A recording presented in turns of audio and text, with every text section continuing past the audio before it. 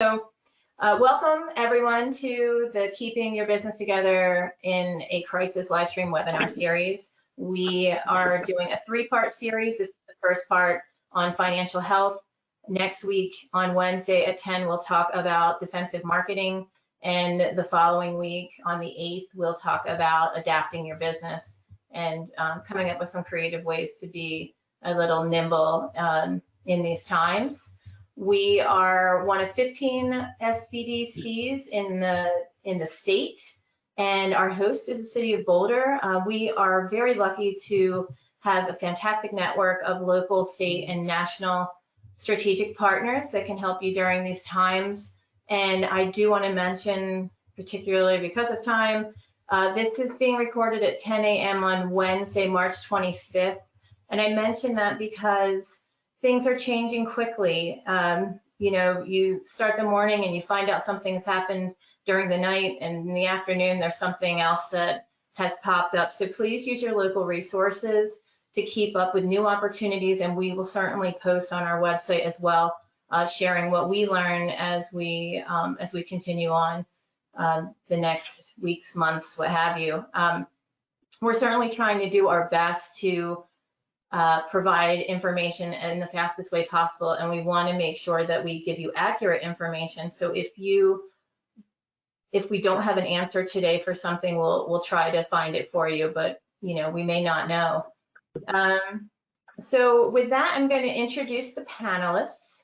We are really lucky to have some amazing people talking today to share information about how to help your business. So Erin Jones is Executive Director of Workforce Boulder County, and she will be talking about employment. Sharon King is Executive Director of Boulder Small Business Development Center and the SBDC Statewide Colorado Tech Source Program, and she's going to talk about the SBA Disaster Loan Program. Louis Hagler is Director of Lending at Colorado Enterprise Fund, and he's a micro lender that'll talk about what he's hearing from lenders now and what CEF as a small business lender is seeing and how they're working with their clients. Brian Ormsby is founder and CEO of Pantheon Solutions, LLC. And in addition to owning his own business, he is also an SBDC subject matter expert, and he's going to talk about cash flow and business continuity. Okay, Jamie Brandis is, I was going to say in the top right, but that's just my screen, seeing her head. But Jamie is co-moderator, and she's going to be doing the Q&A, and she will ask questions that you can post on the right hand. Can everyone hear me? Okay, so Erin, are you ready to get started? I am ready, for sure. Okay, great. So what we're seeing a lot is we're getting a lot of calls from business owners that are feeling like if they could have their employees go on unemployment, as an example, it might lift a huge burden for them. They're, you know, a lot of small business owners, their employees are like family, and so they don't know what the process is or what people are going to experience when they try to get some relief. Because the business owner can't carry them right now. What's the type of experience that employees can expect to go through during this process of applying for unemployment? And then what's the experience for the business owner? Sure. So as you can imagine, we have not experienced anything like this before. The Colorado Department of Labor and Employment has never seen a spike like this, even with the recession. Normally on a day, like a couple weeks ago on a Monday, they were seeing about 400 people applying for claims. And as you can imagine, these days they're seeing tens of thousands of claimants apply for unemployment insurance. So what that created was the system started crashing. So the Department of Labor got together with the Office of Information Technology to create a gating system so that individuals, that the system would not shut down. So that gating system is now in effect for people to file unemployment insurance. And what that looks like is it's based on the last names So any last name beginning with the letter from letter A through M should file a claim on Sunday, Tuesday, Thursday, or after 12 noon on Saturday. And last names beginning with the letter N through Z should file a claim on Monday, Wednesday, Friday, or before noon on Saturday. And what I should also say is that this information keeps changing, as much of our information keeps changing regularly on a daily basis. So I also posted, and I gave to Susie some of the resources, because I think the key is to stay informed as a business owner on these changing matters, because they're just trying to make improvements as we go. And that's colorado.gov/CDLE. And there's a lot of information and frequently asked questions and updated information related to how COVID-19 has impacted that system.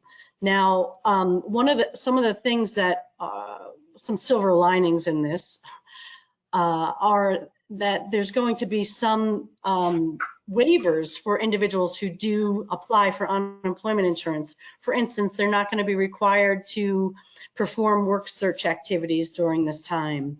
They're going to waive there's a standard waiting week requirement before benefits can be paid, and that's going to be waived. So there's a few things that are happening. I think for the business, it depends on, so as you're thinking about this and reducing your workforce, there's the termination. So you terminate someone, you furlough someone, or you opt into this work share program whereby you reduce your workers' hours, and unemployment insurance, a claim can be made to unemployment insurance to pay for a portion of the other hours, depending on a formula. So it depends, but there's also support. Uh-oh. Getting some back. I think that matches my picture. The sound doesn't sound good. Are we okay? How are you doing? Okay. Also, I just wanted to comment and say that there is another layoff assistance services through the Department of Labor, and I've included that. I think that's on the side panel here, and I provided that to Susie so that she can, I guess we're going to be emailing participants after the webinar, but that is at the Colorado Department of Labor and Employment, their layoff assistance programs that could help inform businesses and support them as they're going through this process. Something I wanted to comment on too is, Workforce Boulder County, we have moved all of our services to virtual, and that includes individuals can contact us. I believe that sheet is on that side here. There's a WFBC COVID notice. If you click on that, you can see all of our contact information related to if you're a business, who you can contact, or if you're an individual who's either been laid off or there's a potential for being laid off, you can ask us some questions. We're also providing online coaching, as well as workshops are being provided for individuals, and we are providing virtual job fairs for businesses who want to reemploy individuals more quickly. So that's that for that topic area. So what kind of guidance can you provide for businesses that need to know about rehiring employees, so they've gone through this process? And so yeah, that's a good question, and I hope we all rebound. I'm wishing the best for all the small businesses out there. One thing I think the resource guide that the Small Business Development Center has created is phenomenal. So stay informed and look at that. But as I said earlier, I've been doing a lot of talking. As I said earlier, there's, either you're terminating someone, you're furloughing, or you're work sharing. So if you are, an employer can furlough their employees, and this would, they would be considered job attached, meaning that they would be expected to return to the employer in up to 16 weeks. So that's one possibility. And these employees who get furloughed, can temporarily be laid off. They can file an unemployment claim. And then after that 16-week period, perhaps when you're recovering in that time period, then you can hire them back full time. So that's one thing. And then the work share program can act similarly. And there's a lot of resources about that online that you can do. And you know, if you are applying for the work share program, the turnaround time, what I'm hearing, is within a week. So that is good news. I think it's, as Susie said, many of you are small and it's like a family environment. I think it's going to be important to stay connected to the people that you either let go, furlough, or doing a work share program, so that you can more easily get them back into your business and there's lots of supports for individuals as well. So when they're going through these struggles, there's and I can post that over here. Boulder County has a lot of resources on their website to support individuals who are experiencing some financial turmoil during this time. Awesome. Erin, is there, so as far as any other updates that you'd want to share about unemployment that's been changed because of, you know, COVID-19, is there anything else that you'd want to talk about? I think that, you know, there's these waivers, there's the gating system. I think I've mentioned a lot of what's happening, but I think what I really want to really stress is staying informed and going to these websites and even connecting with me and my staff, because we are staying connected to those resources and that information on a regular basis. So feel free to contact us. There's that sheet on the side that gives our contact information so that we can help you stay informed. But also, I do stress going to colorado.gov/CDLE. So that's what I would say to stay best informed. Great. Thanks, Erin. You're welcome. All right, Sharon, let's move on to you. Hello. So Sharon is part of a state committee that she's on calls every day, oftentimes trying to, again, gather up information that we can share with everyone. Lots of things change pretty quickly. So Sharon, what are the most important things that people need to know before they apply for the SBA EIDL funds? Sure. Okay, so this is a short time, and this isn't meant to be kind of a primer on how to apply for an EIDL loan. We have a lot of resources to help you do that. I'm actually going to start with some recommendations that are going to sound really nerdy, but they're so important, and they're the kind that if you don't do them, you will be sorry. So, and I'm speaking from myself. If I did not do it, it would hurt. So here's some basics, and forgive me, I'm working from papers. Forgive the papers. So basically, every time you apply for anything, please put in COVID-19 or coronavirus. It will matter. The more you put it in there, they have to see that in order to kick into certain types of funding. For the EIDL loan, EIDL, Economic Injury Disaster Loan, the SBA loan that's been discussed, I've been told by some lenders that it's really the best interest rate and terms that you may find. So it's really important to at least look at it and see if it might work. Apply online, don't apply by mail. Okay, super nerdy. Write your password down and your login.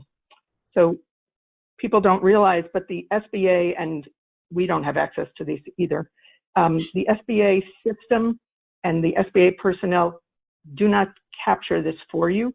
So they're not going to be able to retrieve it. You're going to have to start from square one. So that's kind of important.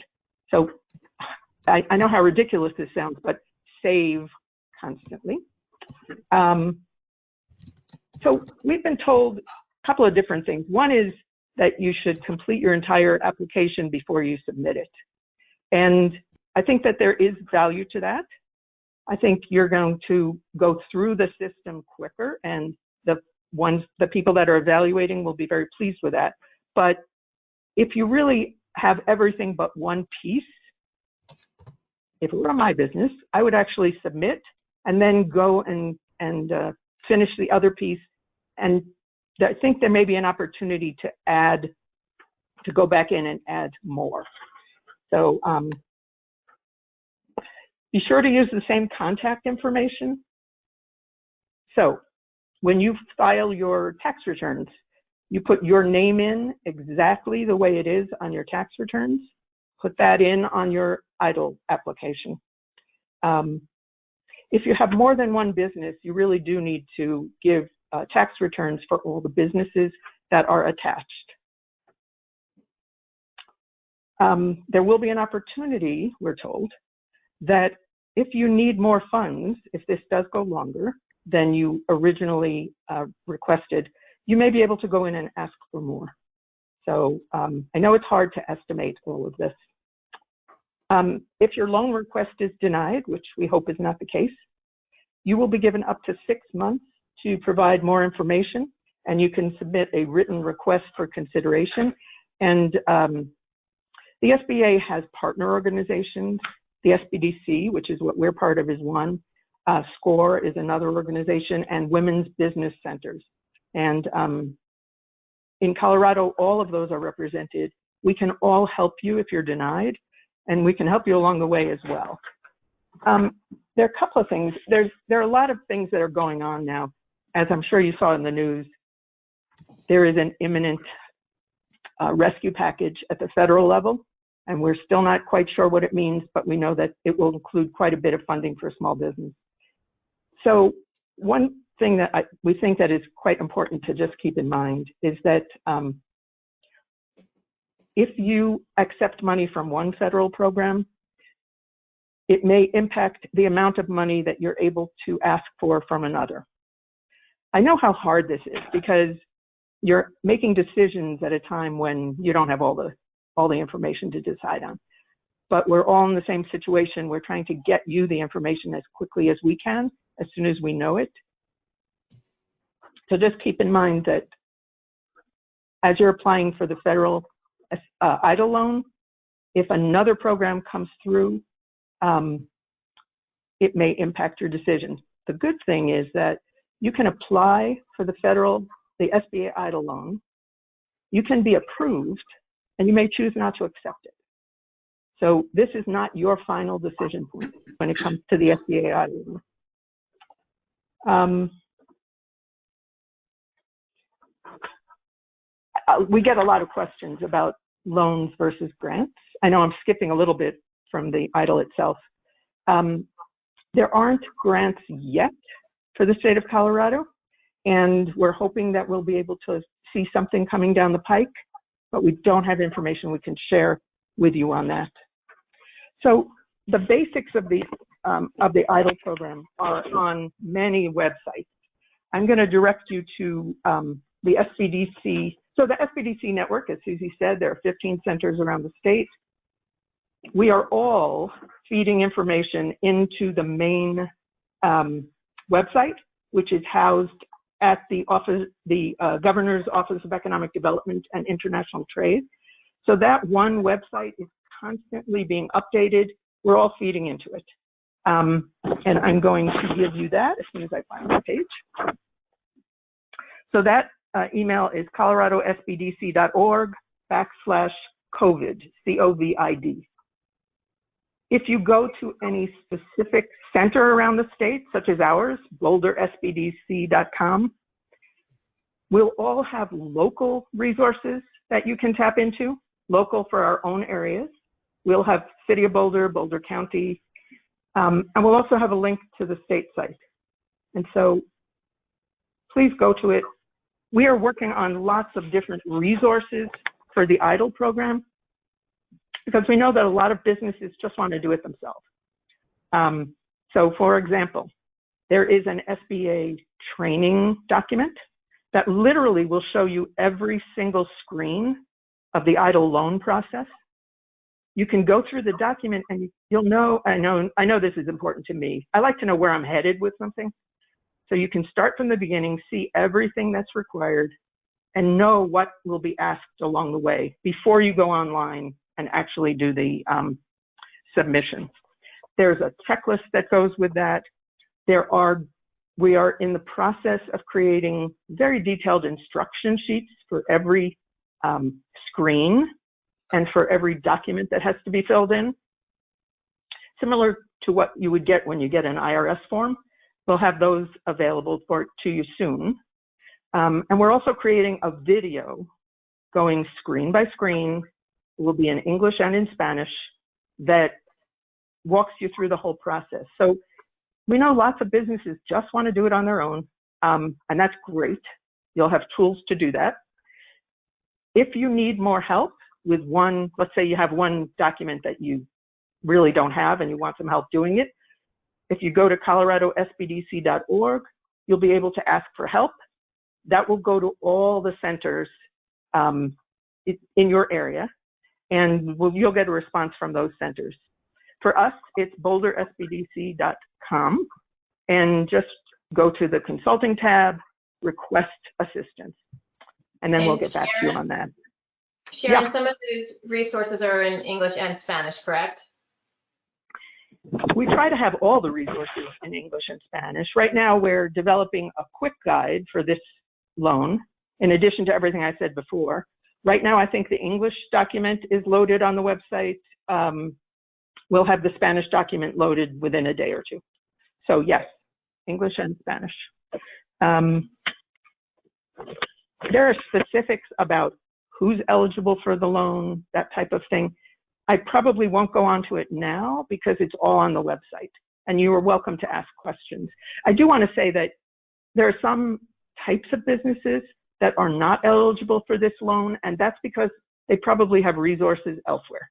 So for instance, an agricultural organization, an agricultural business, probably has resources through USDA, just as an example. I think I'll leave that for now. And So Sharon, that segues into the next question, which is what options are there for people that are unable? Okay, I lost you, Susie, but I think I know the question that you meant to ask. So there will be, this is a loan, and you need to be approved using the SBA's credit criteria. There will be businesses that don't qualify. Startups will have a hard time with this one, and we can talk way more about that on an individual basis to see if you can make the case for economic injury. It's hard to make that case. So if you listen to the news, you know that this stimulus package that's going through, there's money for small businesses, and there may be an entirely different program that we'll want to talk to you about as soon as it comes out. We don't have the information yet. So stay tuned on that one. Frankly, go to your bank, find out what's going on, what they can offer, how they feel about this situation, and they've been working on ways that they can help you as one of their customers as well. The website that I mentioned before, coloradosbdc.org, we're constantly putting anything up there that we can find that may be an alternative to this loan and to all the other programs that are coming out. So please stay tuned there. I want to actually give you one program that came up, just kind of crossed my path yesterday as an example. We know that lots of businesses are, creating GoFundMe campaigns and crowdfunding. This is a loan program, but it has a crowdfunding component to it. And Louis, I hope I'm not stepping on something you were meaning to talk about coming up. But so Colorado Lending Source is one of the microlenders and one of the financial institutions that work with all of our businesses in Colorado. They are managed. So Kiva is a program that's actually headquartered in San Francisco. It's an international crowdsourcing program. Colorado Lending Source is the trustee for Colorado for the Kiva program. And essentially, just to give you the smallest amount of information, you would basically apply to Colorado Lending Source for this program. You'd find out if you're pre-qualified. They'd be asking you some questions. They may not be able to help everyone. But this gives you kind of a runway to be part of a crowdfunding platform where individuals will go to that platform and will be making $25 loans to your business, and I'm guessing also to the whole program as a whole. So you will do, just as crowdfunding anywhere, you will be doing quite a lot to drive people you know, your believers, to go to the platform to make these $25 loans. I believe at this point it's 12 months before you need to pay them back. But it's an example of a completely different type of loan product that you can tap into, and it might help you along the way. Susie? So last question, Sharon. What is the process for working with the SBDC, and what do we have in place to help small businesses? Yeah, so in this case, I'm going to start talking about our center for Boulder County. We want to provide you all of the resources we can in case you are one of those people that want to do it yourself. That's number one. And we put out as much information posted on our website. Again, we link to the state site, and we're also part of that cache of a toolkit that's been created to help you. If you would like one-on-one assistance, and of course it's all virtual at this point, just go to bouldersbdc.com, pull down consulting, ask for help, and Rachel Garcia, one of our program managers, is going to contact you directly. And we are building a team of disaster specialists who will help you through the entire process. If you want help right from the start and you prefer not to go online, you're not comfortable with that, ask for help right away, and we will be able to do that for you. If you apply for loans and are not accepted, we may be able to help you submit additional information or find other sources. So that's pretty much how it goes for us. Let me just say that Thanks, for the entire state, one more thing, for the entire state, it is coloradosbdc.org. Okay, thanks so much. Okay, Louis. Sure. So, Louis, you've been talking to a lot of lenders, and obviously you've all been reaching out to your customers at CEF. As you interact with your lenders throughout the state of Colorado, what are you hearing about how they're working with their borrowers? Sure. So as Erin mentioned, this is like nothing we've ever seen, not the fires, not the floods. My discussions with our borrowers, probably 50 so far, 80% of them are impacted, 20 probably just don't know it yet. I've spoken to about 25 lenders or emailed with them. They are going to be flexible. There really is no choice. The range of flexibility runs from their kind of prepackaged interest only, reduced fees, reduced interest, to, you take what they offer and then you ask for what you need. So very flexible, prepackaged, and then ask for your specific needs. And I would call the range of mitigants and the things that they are doing to help is pretty wide, and it ranges from all the way up skip payments to even restructuring, but this is changing every day, pretty much, as you can imagine. Yeah. Are you hearing that lenders are open to considering bringing on new clients for loans or for lines of credit? I have asked that specific question, and it ranges from we aren't doing anything for 30 days, meaning no loans, no nothing other than existing assistance to their existing borrowers, all the way to business as usual. I suspect the business as usual will change.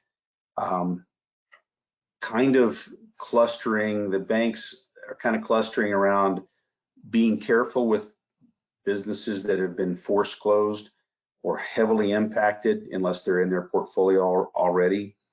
But some banks are actually lending to those businesses based on their history and based on the idea that this is going to pass, and they want their borrowers to be in a good position to continue.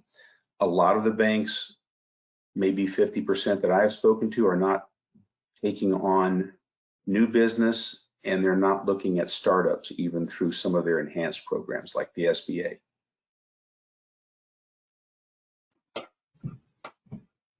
So guys, my sound is out. Can you hear me? Yep. Yes, we hear you. Can you hear me? Okay, so for some reason I'm having technical difficulties. I'm not sure if it's because I'm sharing my dual screen and I don't want to unplug. So if I've got Rachel again on Slack to let me know if I block out. So Louis, next question. Is it true that you shouldn't assume that the financing options you previously had will be available to you in these circumstances? Yes, everything's changed. It's best to call your bank and again, take what they offer you and then ask for what you need. But the lines of credit might be capped. A lot of loans are going forward, especially commercial real estate, some of the longer term lending, equipment and such. As far as I can tell, not a whole lot has changed there unless you're an affected business.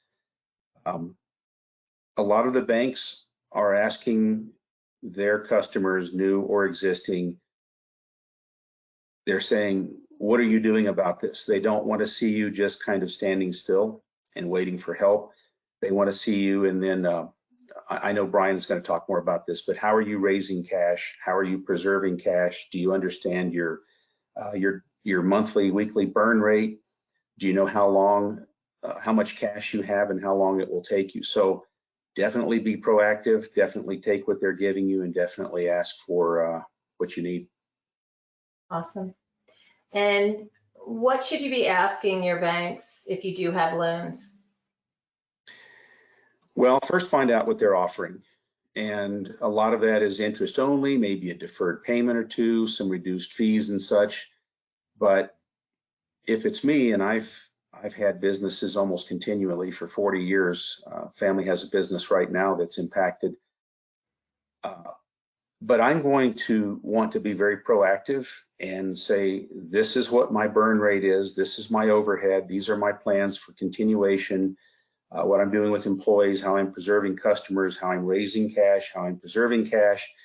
I need this from you to the banker in order for me to complete my plans. This is the part you play in it.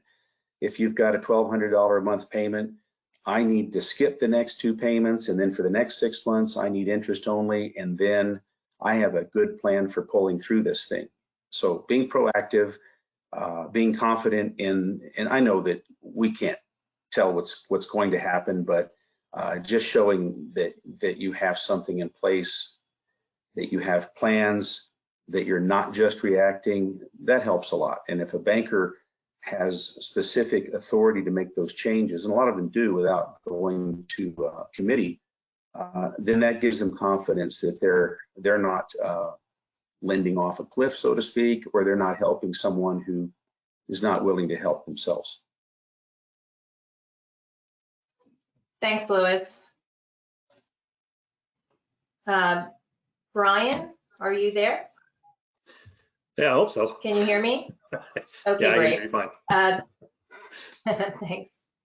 All right. So given the importance of cash flow, especially now, can you provide 3 ideas on how a small business can cut costs as part of their overall business continuity plan? Yeah, I mean, there's lots of different ways. And so the first thing I would say is you need to consider your small business and your personal household all together. Because your personal household does represent a portion of your burn rate.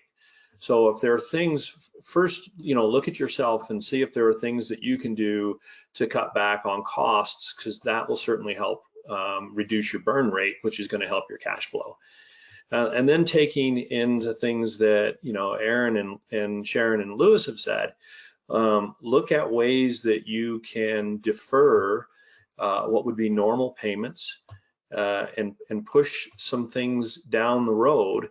And I would honestly try to consider the worst case scenario, pushing things as far as you can, holding on to as much cash as you possibly can, knowing that if this goes away sooner than you think, that you'll have cash and you can just make up for it. But let's be as conservative as possible, and like Lewis said, be proactive.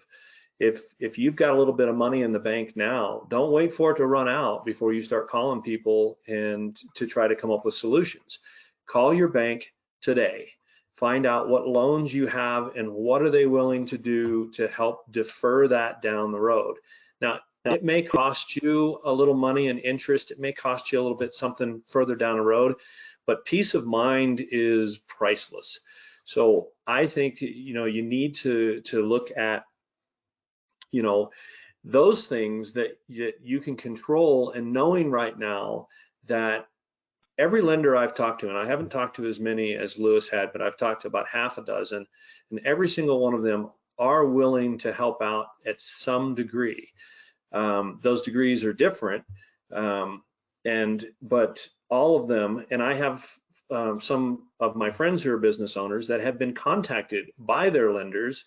They didn't call them, the lenders called them and asked them if they needed to defer payments, things of that nature. So I think some of the lenders are being proactive, and it's in their best interest as well, because if you default, then everybody loses.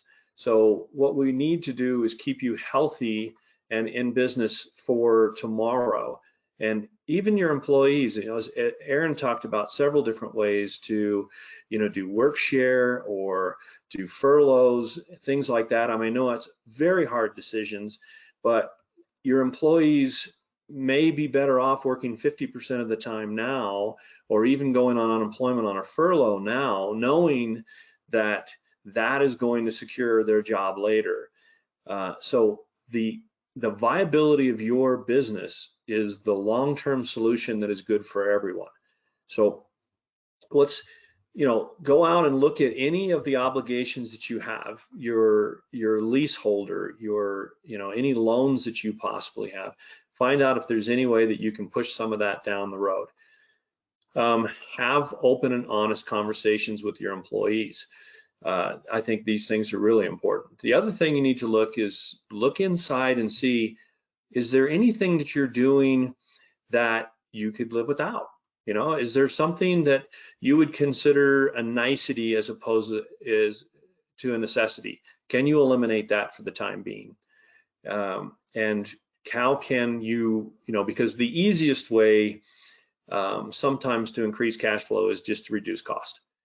The hardest thing under these conditions that you're going to have, and I think it's a really difficult question, is how do I make more money in a time when less money is available? So, the first thing I would look at is, reduce any of your unnecessary items. Talk to your lenders about deferring payments, going to interest only. Anything you can do. If it's a half payment, it's better. And just because you have some money sitting in the bank, which I hope you do, but not everybody does, don't wait for it to run out before you start looking for solutions. And then the last thing is, I think you should have, frank and honest conversations with your employees about what is best for you now and their future. Because I think a lot of them would agree with you. You think it's a really hard decision for you to furlough somebody, but a lot of them would gladly furlough if it means they have a job to come back to, as opposed to hanging on now and then watching your business go under and then nothing to come back to.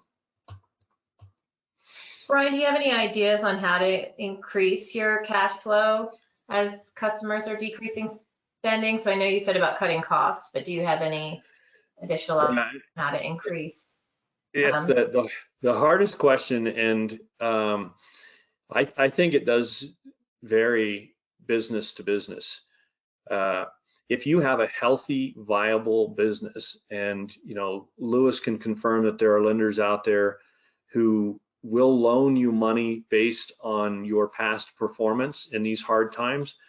But every lender I've talked to has the same general answer. If you could not qualify for a loan prior to COVID, you're not going to qualify now. But if you could qualify for a loan prior to COVID, this would be possibly a good opportunity to go for a loan, whether it's an idle loan or talking to your bank about a loan, so that you can bring in some cash flow that really isn't revenue generating, but it is, gives you the ability to pay for your burn rate items over the next few months before everything comes back. The other things that you can do, and like I say, it depends on your business, is look for opportunities to help out your community with COVID that may be revenue generating. There's lots of things out there, and I'm sure that any of these opportunities are probably being swept up quickly, but Amazon is hiring because that business is booming right now. Delivery drivers, that business is booming right now. The Postal Service and FedEx and anything that is delivering, virtual packaging and having some kind of virtual effect is booming. You can do what I do. I'm not making as much money right now, so I'm trying to help out the SBDC. Now, it's not a revenue generator, but it is keeping me busy, and it is making me feel better about helping others. So, I really think that the first thing to look at is cost controls. The second thing to look at is there something I can do out there that possibly is revenue generating. I have one client, for instance, that they're in a National Science Foundation program, and they are relying on University of Colorado laboratories for work, which they've shut them down, and now they can't help the National Science Foundation. So they found an organization who needs help, and they have a skill set that helps develop ventilators. So they're actually going to make some money helping generate ventilators, and as well will feel really good about themselves, because at the end they'll be providing means to the solution to the problem. So look out. Some of it's just altruistic, but some of that actually does pay off in spades later on down the road. Awesome. And then finally, how much financial runway do you think a business needs to last during this pandemic? And that's a tough question, but what do you think? Well, the hardest thing about this pandemic is the fact that we really don't have a whole lot of reliable information. Depending on who you talk to. I mean, the British Health Agency made a statement about 2 weeks ago that they didn't think the peak of the pandemic would happen until August. That is a long time from now. I think realistically, 3 to 6 months. I think you should roll out, find out what your burn rate is, figure out how that you can reduce that, and make a plan that keeps you in play for the next 3 to 6 months. If you can stay in play that long, there's going to be more opportunities. If we're still in this mess, I think there'll be more opportunities that will be available if it lasts that long. I think there'll be lots of different avenues for you to stay afloat. So the longer you can stay afloat, I think the better off that you will be, because I think that as this goes, we're constantly looking for ways to ramp up the economy. We're constantly looking for ways to do this. And right now, I mean, legitimate, we're only, just a few weeks into this. So more and more things are going to be developing. So I think if you can sit down, like Lewis said, make a plan. This is what my burn rate is. This is what I'm going to need to survive. This is, how we're going to get through this, and take that to your bankers and to the programs that are offering opportunities to get money to keep you afloat. I think that makes you a viable candidate, because they're looking at someone that has done their research, has their ducks in a row, and has made a plan for a specific period of time to survive. So whether it's 3 months or whether it's 6 months, I think it's really in the world of Winnie the Pooh, are you rabbit or Eeyore? I don't know. I can't tell you, but the rule of thumb has always been 6 months. But I say that all the time to my clients. I don't have 6 months out there waiting around if my business were to come in with zero revenue. I don't have that either. So you have to look at your business and kind of make that decision. But I would say 3 months minimum. Great. Thank you, Brian. So for each of the panelists, starting with Aaron, feeling the financial crunch from these restrictions, what's the best advice that you can give a small business owner right now?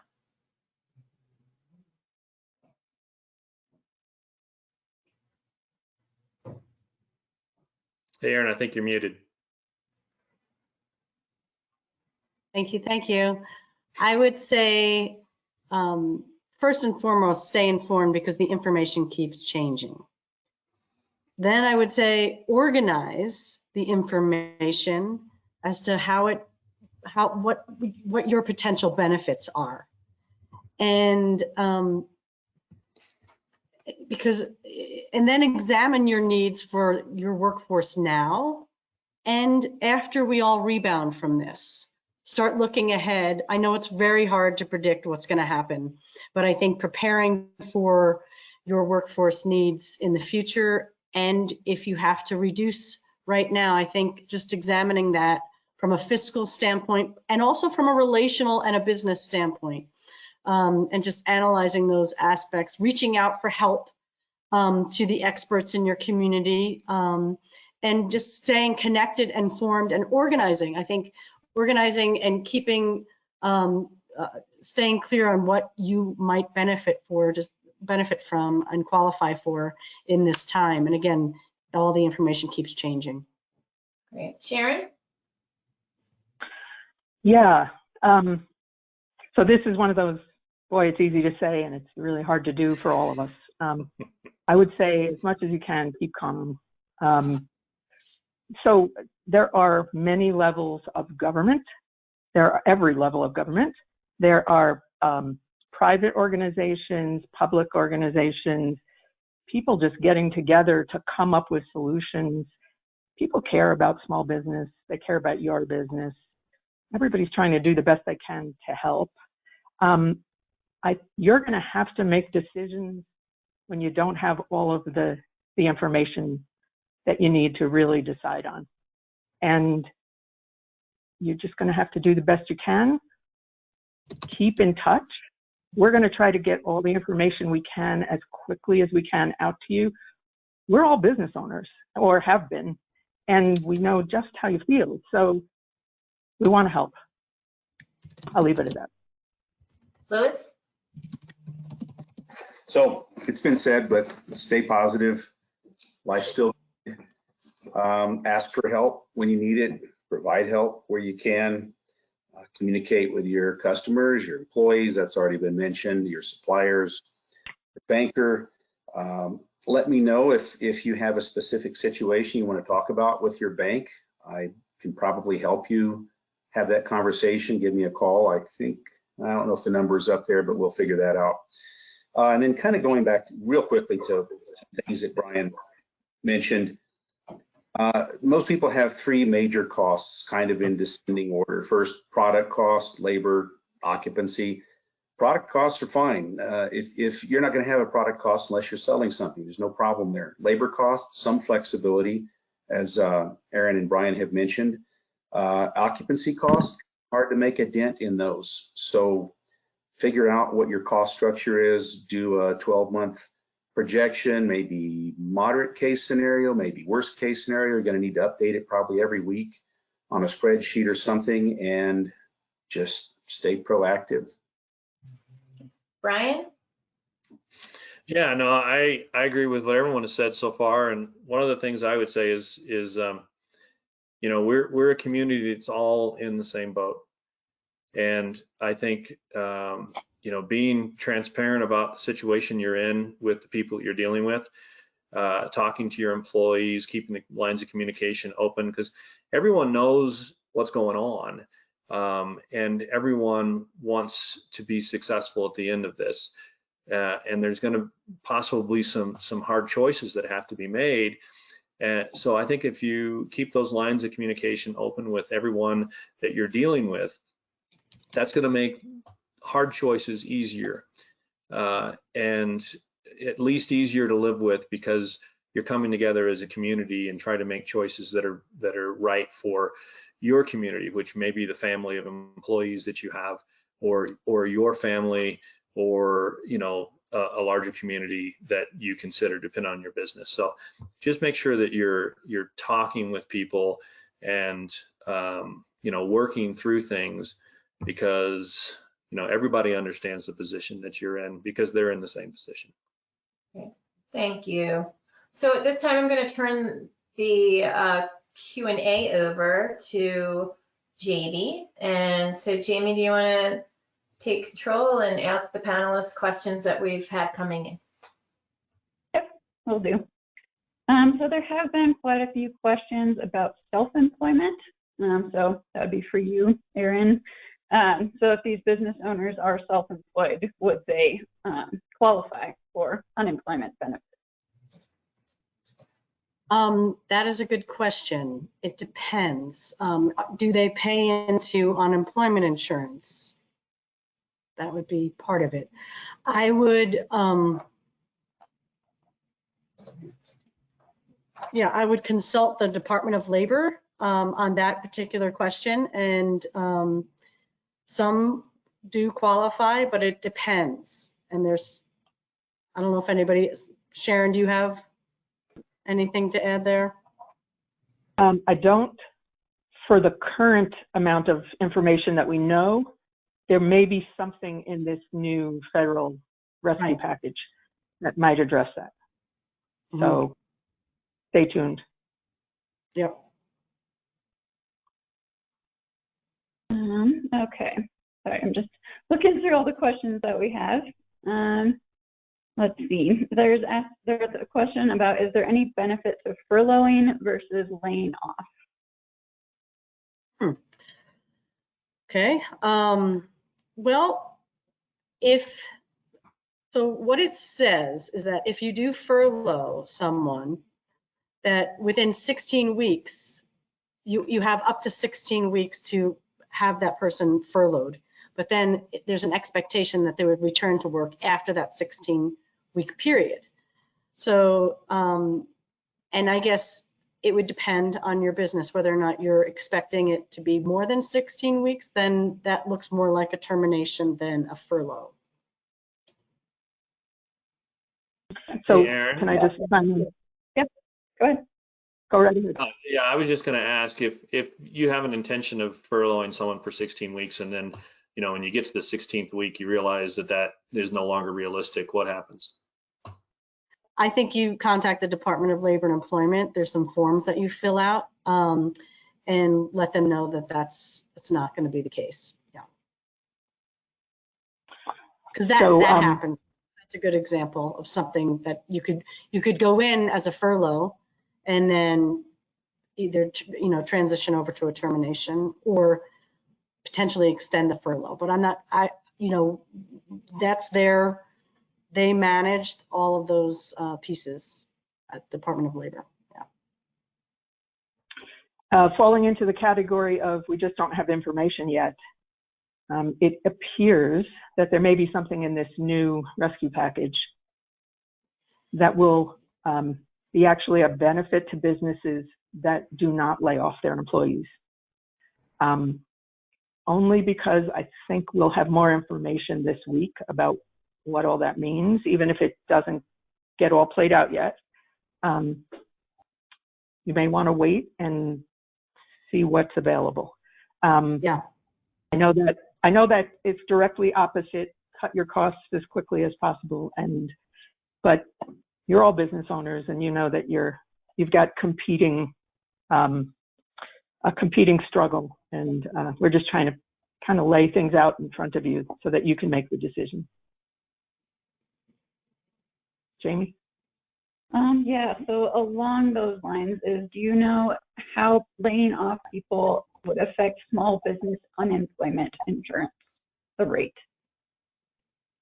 I don't have the answer to that question in terms of how it will exactly, I don't want to, I mean, I could read things to you about it, but I don't want to make any claim about something that I don't have the answer. That's governed by the Department of Labor and Employment. I apologize for not having that. Actually, can I jump in for a second? When we're dealing with questions about the federal loans, the new programs that are coming through, Department of Labor and Employment, any of that, we are constantly fielding questions, taking them, getting answers from really the source that has the answer, the best answer at the time. And sometimes it is one of our panel members that does the answer. And then we'll get back to you individually, and we're going to be posting FAQs. Again, this is going to end up being on the state site. So if we don't have an answer today, please still submit the question and we'll be able to get you answers for it. Jamie? You know, and here's something I could say, they're making a statement, the Department of Labor saying employees whose hours have been reduced can file for unemployment benefits. If the reason for the reduction in hours is a result of COVID, benefits will not be charged to your account as a business unless you reimburse the division for benefits charged. That's a statement. So, but again, all of this is changing. There's going to be a stimulus package. We don't know what that looks like. And so I think looking at that, there's also, I know the Department of Labor applied for a disaster emergency grant that's going to go into the local areas to help hopefully businesses as well as those people who've been laid off. And there's going to be some funds coming into our local area as well. So there was a law passed last night. So they're asking, do you know how to access the 50% payroll payments coming from the government? So I think you just kind of touched on that. We're just learning about it. But if you have any other insights into that. So I have to be careful because I'm getting information from the news here, but I believe that this has now passed, or is not yet. It may be passing the Senate as we speak. And then there's a process that has to continue and go back to the House. So there are some more steps to that. It isn't done yet. So stay tuned. That seems to be my mantra today. Yeah. Then someone's asking, is there any talk of a deferral on commercial property taxes?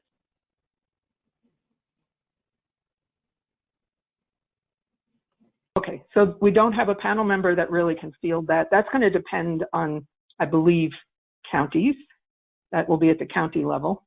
One thing that Brian didn't mention is that as you're trying to cut your costs and recognize where you are, is to talk to, if you're leasing property, talk to your property owner.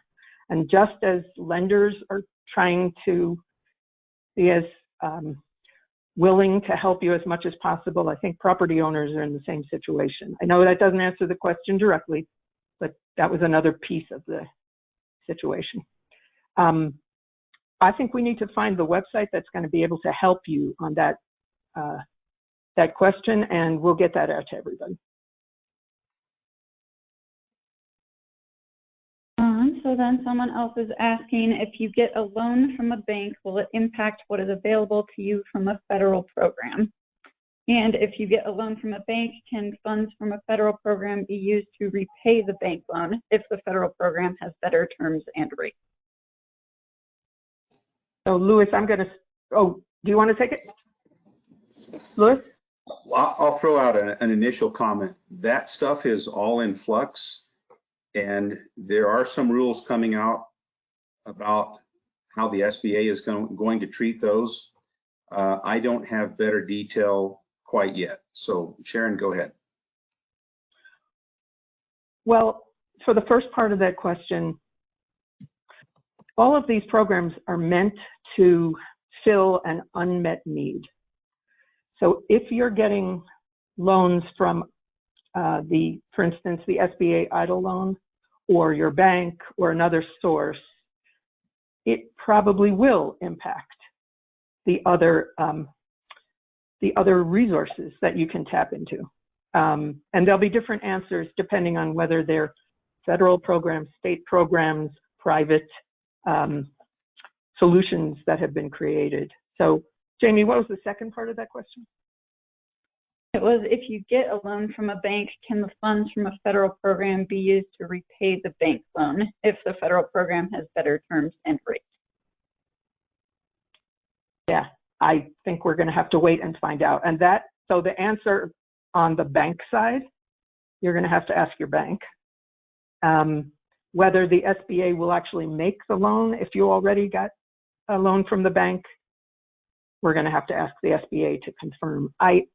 I actually think it will impact it and you won't be able to pay it back, but that's my 2 cents and I just went into danger territory here. No, you're good. We have a little bit of information that a microloan, for example, would be, you could refinance that through an SBA loan, but don't take that to the bank yet. That's just our initial understanding. And then somebody mentioned, watch your credit report for a ding, but sometimes it might be better when you're in doubt just to go ahead and apply. You don't have to accept the loan. And then you keep your options open.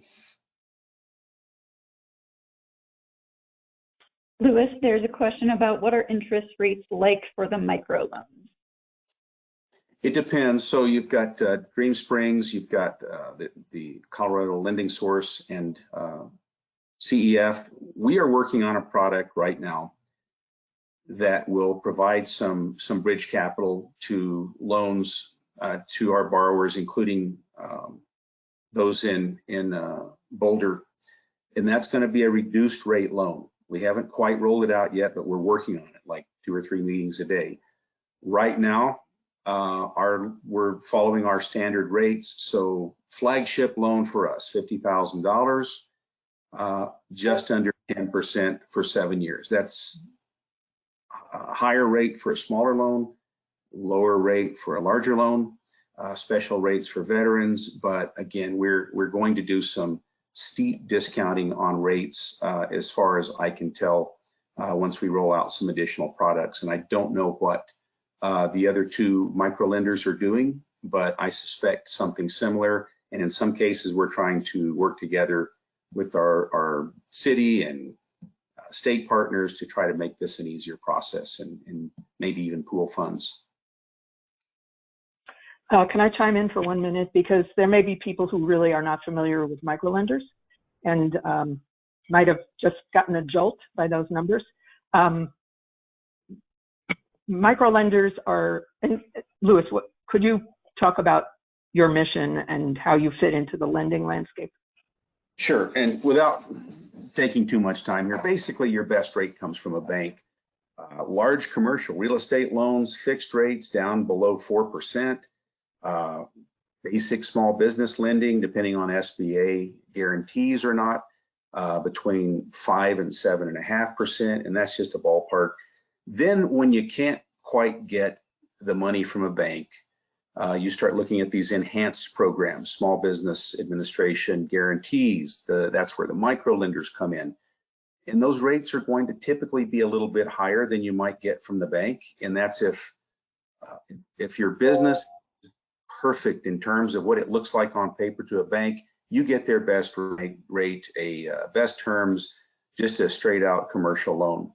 Again, anything that might be a little bit not fitting their perfect box, that's where the SBA, the micro lenders come in.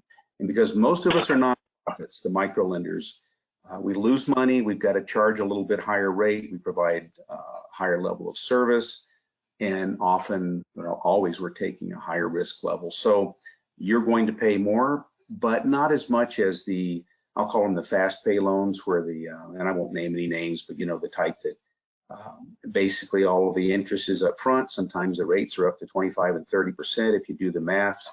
I'm not saying never take a loan like that. Sometimes you have to do what you have to do, but these micro lenders that we're talking about, including CEF, we're always going to be lower than those types of products. And again, we're doing some creative things in terms of products we're about to roll out. And just to, on the other end of the spectrum is this SBA EIDL loan, economic injury disaster loan. The interest rate on that is 3.75%. And for nonprofits, it is 2.75%. So even though it's not perfect and there's lots you have to do to apply for it, it really is a subsidized loan. Jamie? There was a question. Oh, did you have more? One more time? Okay.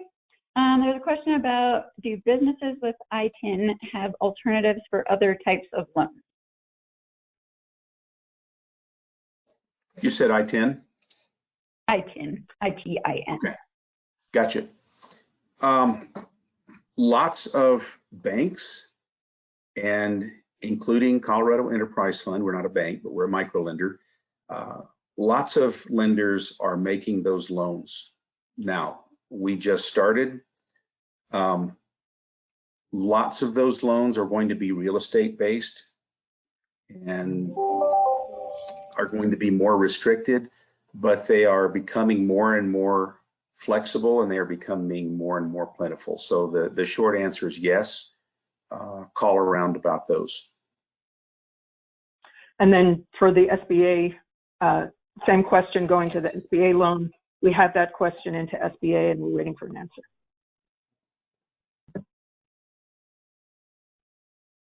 Okay, so assuming all businesses are hoping for the best and getting in debt to get through this difficult time, what happens if at the term of the loan, the business cannot pay or goes under? I'll take that one again. Territory for everybody. It isn't like a few borrowers have been affected. I'm seeing at least 80%, the other 20% just don't know it yet. Banks are going to have to be flexible. Nobody wants to come take your home, your commercial property, your delivery truck.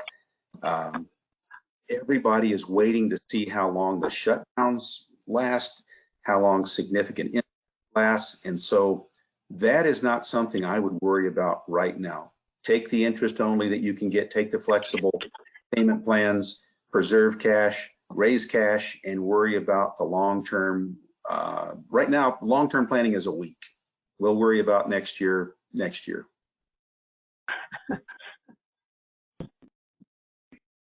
I'm sorry, I was one of the things that I heard when I was talking to bankers is that under the conditions of COVID-19, they're going to work with you, they're going to restructure, they're not calling any loans, and probably won't as a result of COVID-19. They're going to look, like Lewis said, to restructure and try to keep you in business because they're not interested in your business. They want you to be successful.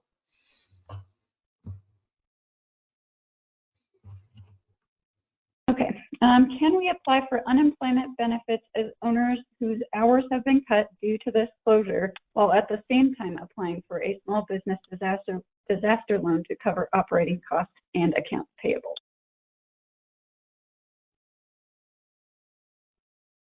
Okay, so from the second part of the question, you can do both at the same time. If, Aaron, I'm going to ask you for the first part of the question. Can a business, and this goes back to what you were talking about earlier. If the business owner is an employee versus if they are self-employed. Maybe just weigh in one more time on that one, because I know it's really important to people. I think it depends. I think it depends on how you're paying into unemployment insurance, and that the Department of Labor would have to walk you through that. So it would depend.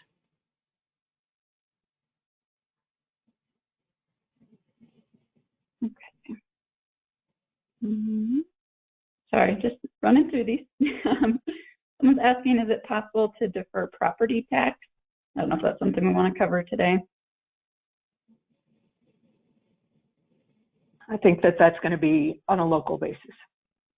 So again, we're going to have all these questions. We're going to go to the people who actually have the answer, and it may be local depending on where you are. Then if an employee goes on furlough, can they come back to work in any capacity prior to 16 weeks? I believe so, yes. Erin, is 16 weeks the maximum for Yes, that program? Thank you.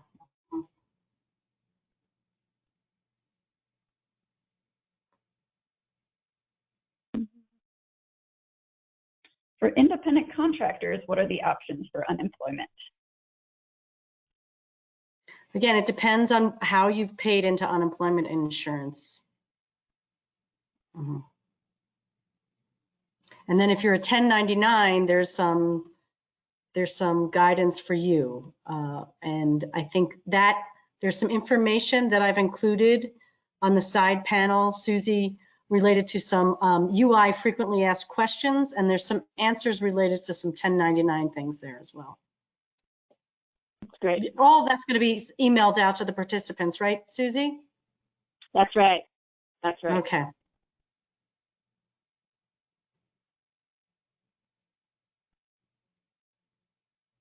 Is there any info a business needs to provide when an employee submits an unemployment claim, like a letter or something? Yes, there's going to be a form that businesses have to complete. And that is in there. There's paperwork. For unemployment insurance, the employer receives at least 2 forms after a claim is filed. One shows the wages reported for the named employee and also the potential charges to your account. Please review the form against your wage records and make sure wages are correct for the time period shown. Follow the instructions if a correction is needed. The second form asks for the reason the named employee is not working. So please complete both forms and return it by, and then there's a deadline for that. Okay. Are there any relief terms in place yet for existing SBA loans?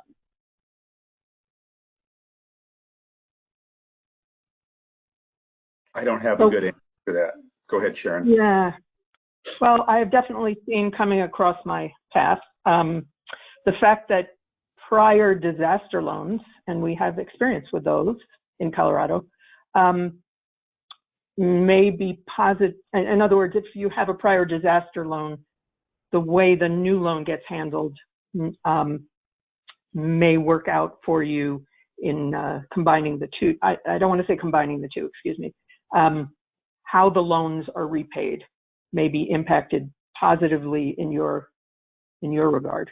We're going to get a much more complete answer for that one because, number one, it's changing, and I don't know the answer about actual SBA guaranteed loans. It may be different. I said I didn't have a good answer. Let me give you a bad answer. Hopefully it's not too bad. So SBA lending, usually within some parameters, the bank that's made the loan, again, the SBA is typically guaranteeing the loan, although that's not the case with these disaster loans. My understanding is they're direct to the SBA. But if you've got a standard SBA loan in which the bank funded it, the SBA is a guarantor, the bank kind of calls the shots. If they want to be flexible, the SBA usually allows them to be flexible. So it's a little bit of a different animal with these disaster loans versus how business has been done in the past.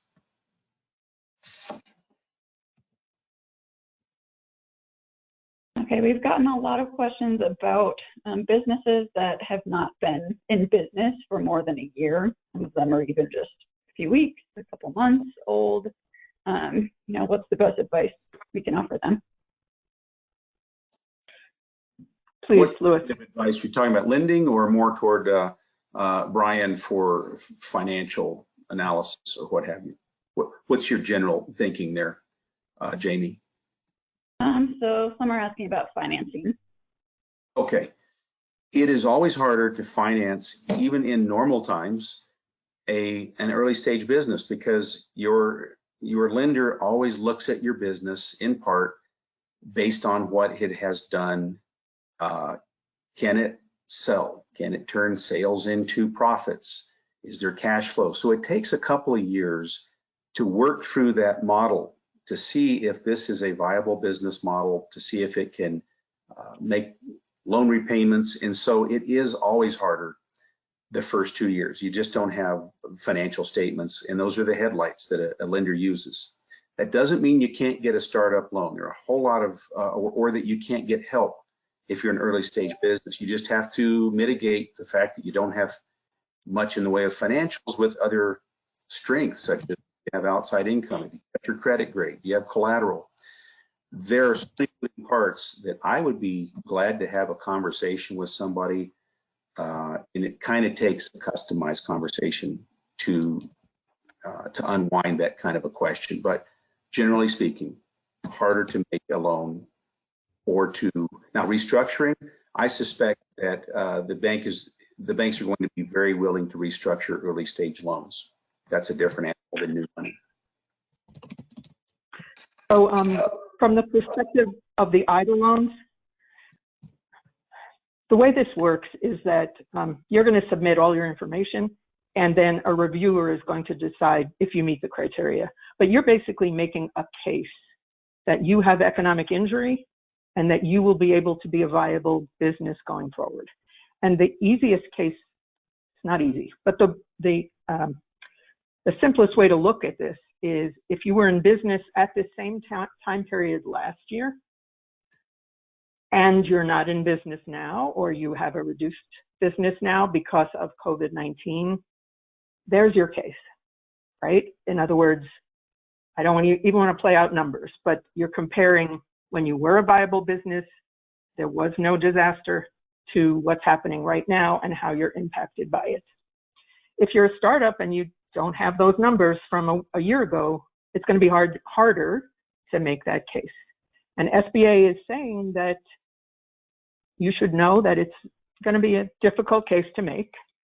They also, during a training, gave us an example of a business that was able to make the case. And is it worth applying and trying? If you're home and you have time and you're willing to put the time in to build up the case, yeah, it's worth doing. Maybe we can help you just from experience that we know of things that have worked in the past. There's a situation that came up to us recently of I'll call them, for lack, to make it simple, employees that bought a very going concern. And so they have a new business entity. They're seen as a startup by many lenders, and Louis, you can speak to this in a minute. But they really have a track record for the business, and it's the same people involved. They have a good story to tell there. And so we're suggesting that they give it a try and trying to help them make the case that there was a business before. It will be a going business in the future, even though it looks like they're a startup. Louis, any thoughts piggybacking on that? I think you covered it pretty well. Just know that a business purchase, depending on how complex it is, depending on how much of the revenue is dependent on the owner, a hairstylist, a CPA, dog groomer, that's a little different because those are more dependent on the personality of the owner, what have you. But generally speaking, much easier to make the case with the purchase than it is with the startup, because the business has a track record and you just kind of have to prove that you can keep people going. Jamie? Okay, so we have 3 minutes left. Susie, do we want to take one more question or do we want to start wrapping things up? Do you have a quick question that you can ask? If not, Yeah. I mean, a lot of them are about layoff and furlough, and what's the difference in terms of unemployment coverage, if one has better benefits for the employees, those types of things. So I don't know if Erin, if you want to take a quick stab at that again, I know. Yeah, I really think that looking over the details that Susie's going to send out related to unemployment insurance will be helpful for employers. And again, if you need to reach out to the Department of Labor, there's a layoff assistance page on their website, or you can contact Workforce Boulder County and my teams directly. There is a WFBC COVID notice on the panel here, and we can talk through some of those details with you. great. Thanks, Erin. So Yes. thank you to all of the panelists. You guys have been amazing. I really appreciate you taking the time to share the information, and thanks, Jamie, for being co-moderator, and fielding those questions is not easy to look and filter and share all on a recorded webinar. To remind you, this is one of a 3-part series. So next Wednesday at 10, you're already signed up. If you are on this call and you're registered for all 3, so you don't have to re-sign up.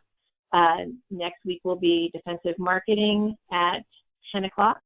And so that's April 1st. And the following Wednesday will be adapting your business, so at 10. And we are doing these series as we go to make sure that we have the freshest information that we can, and the best ideas that we can come up with.